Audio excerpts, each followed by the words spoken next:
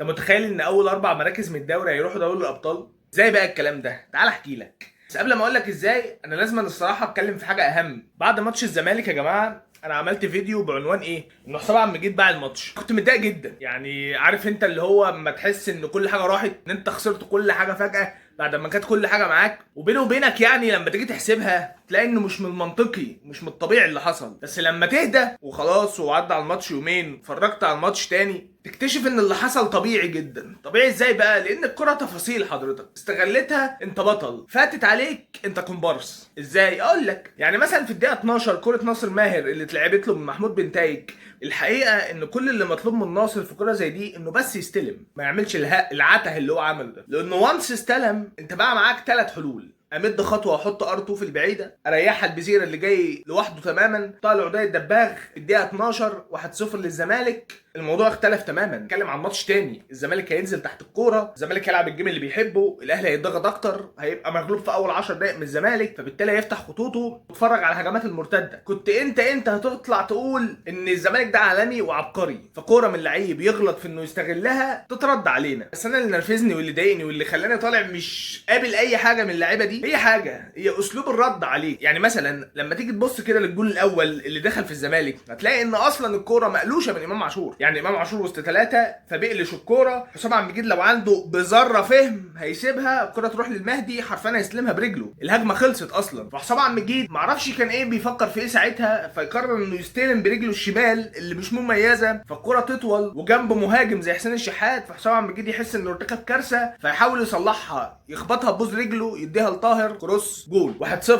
فحسام عبد المجيد يقرر انه لا، انا مش هكتفي بكده. في لقطه تحضير عاديه جدا، مع الونش فاتح، مع المهدي فاتح، مع بنتايج فاتح، على الجنب التاني محمد اسماعيل فاتح، وفتوح في القلب ممسوك من 2. اللوجيك والمنطقي ان انا ما العبش الواحد كده كده غالبا هيرجع لي الكوره، لان في 2 ضاغطين عليه، صح ولا ايه؟ وحسام عبد المجيد يقرر ان يديله الباص جامد شويه، فالكوره هيستلمها غلط، اشرف بن شرقي. لا، والكارثه كمان ان حسام عبد المجيد بعد ما غلط ما فطنش لفكره انه انا ورايا حسين الشحات، ولو طلعت خطوتين هخليه تسلل، فبالتالي الجون الثاني للاهلي. فانا بكلمك في 3 اخطاء ورا بعض، كارثيين، مش ممكن. فاهم حاجه؟ كلفوك ان انت خسران 2-0 في اول 25 دقيقه مع فرقه لما تيجي تفصصها، صدقني الاهلي ما عملش حاجه زياده يعني عن اللي بيعمله كل مره. يعني هو الاهلي كل مره بينزل ضاغط، الاهلي كل مره بيسيب مساحات في ظهره كتير. يعني مثلا هل انت ما شفتش مساحات في دفاع الاهلي؟ لا شفت طبعا، بدليل كره ناصر اللي احنا بنحكي فيها. هل انت مثلا الزمالك ما قدرش يخترق؟ لا اخترق، بدليل كره ضربه الجزاء بتاعت بنتاي. فاهم الفكره؟ فبالتالي هي كل الفكره بس ان انا كان عندي واحد في الدفاع بجد بيقدم اداء كارثي ومش موفق تماما. واللي زاد الطين بله فكره ان معتمد ما شافش ده، طحش ده.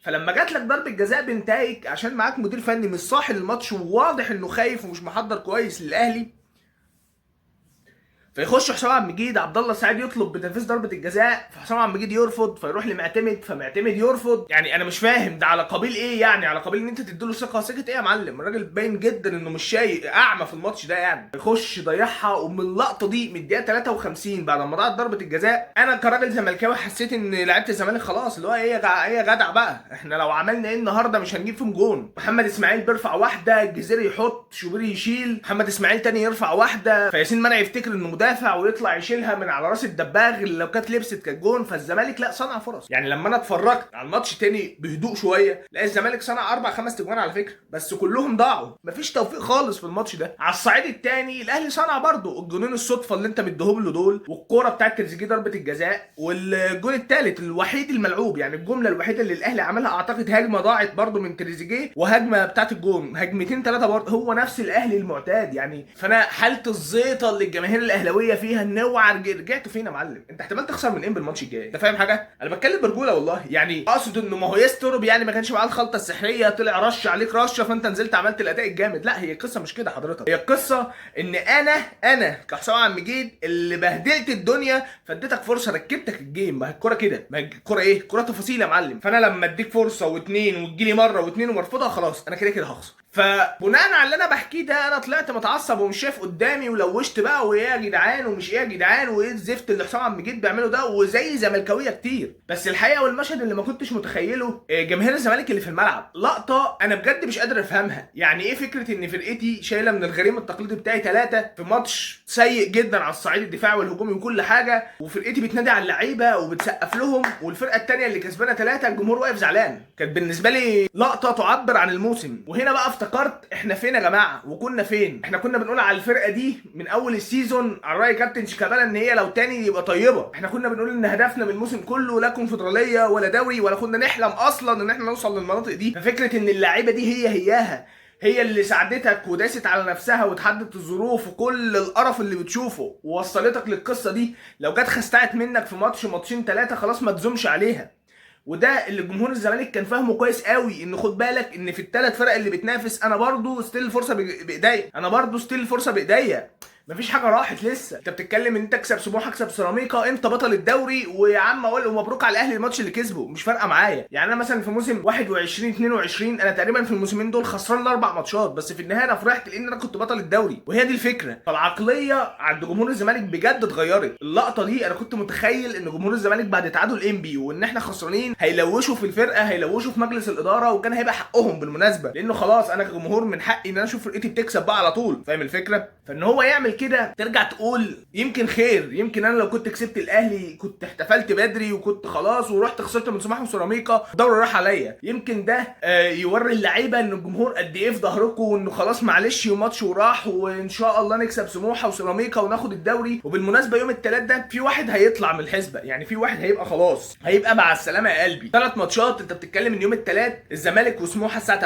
الاهلي وانبي الساعه 8، بيراميدز وسيراميكا الساعه 8. وانا بشوف ان سيراميكا وبيراميدز ده ماتش صعب جدا، يعني ده ماتش صعب قوي لبيراميدز. يعني بصراحه ربنا بيراميدز لو خسر الماتش ده والاهلي تعادل انت ممكن تكسب الدوري عادي. طيب هو السؤال بقى، هل وارد اصلا ان بيراميدز يخسر من سيراميكا؟ وارد جدا، فرقه جامده جدا، وسيبك من ان هي خسرت من المصري الماتش اللي فات. هو انت ما تفهمش من ساعه ما دخلنا السبعه الكبار كله بيكسب في كله، فاهم؟ فهل وارد ان بيراميدز يخسر من سيراميكا؟ طبعا. هل وارد ان الزمالك نفسه يتعثر قصاد سموحه؟ طبعا. هل وارد ان انبي يكسب الاهلي؟ لا. انا بقول لك تقول لي ليه؟ هقول لك ما اعرفش. يعني هي فرقه انبي دي ما بتعرفش تلعب الا قصادنا وقصاد بيراميدز، عارف؟ نفس فكره احنا وبيراميدز كده، بيراميدز والاهلي، الاهلي واحنا. يعني هي كانت افيه واتحققت. يعني قبل ال3 ماتشات دول طلعنا نقف على بعض لما بيراميدز بالذات خسر من الزمالك، قلنا وبيراميدز هيكسب بقى الاهلي والاهلي يجي يكسب الزمالك. كانت افيه لطيف وحصلت فعلا، فاهم الفكره؟ فانا بقول لك لو انت زملكاوي ومستني الاهلي يخسر من انبي ده مش هيحصل. انا بقول لك يتعادل مع انبي ده مش هيحصل برضو. انت هتشوف ماتش لعيبه انبي بتتخربق فيه، انا اهو وانت اهو، والماتش ما بيننا يوم الثلاث بعد بكره وهنشوف. الحاجه الاخيره بقى، الاتحاد الافريقي فاجئنا، قال لك ايه بقى يا معلم؟ قال لك ان في 4 فرق من الدوري المصري وفي 4 فرق من الدوري المغربي هيصعدوا مباشره لدوري الابطال. يعني ايه؟ يعني عدد الفرق المصريه وعدد الفرق المغربيه بقى 4 في دوري الابطال و2 في الكونفدراليه. يعني في 6 فرق مصريه في البطولات وفي 6 فرق مغربيه في البطولات الافريقيه. طب القرار ده حلو؟ طبعا حلو. انت بتتكلم ان خلاص القرار ده لو بص هو اللي طلع ده تسريبات، ولكن انت فاهم افريقيا يعني لما بتطلع حاجه واكتر من اعلام كبير يصدق عليها وان خلاص ده خبر بتبقى شبه رسمي ده اللي هيحصل. يعني فلو ده اللي حصل هو طبعا حاجه جميله، بس هو معلش سؤال، يعني هي جت على محمح. يعني انا الموسم اللي الاهلي يطلع فيه ثالث يخش برضه دوري ابطال، يعني ايه ده؟ ايه الخرا ده؟ والله بتكلم جد. يعني وكنتوا فين انتوا بقى من 3 سنين لما الزمالك عمال كونفدراليه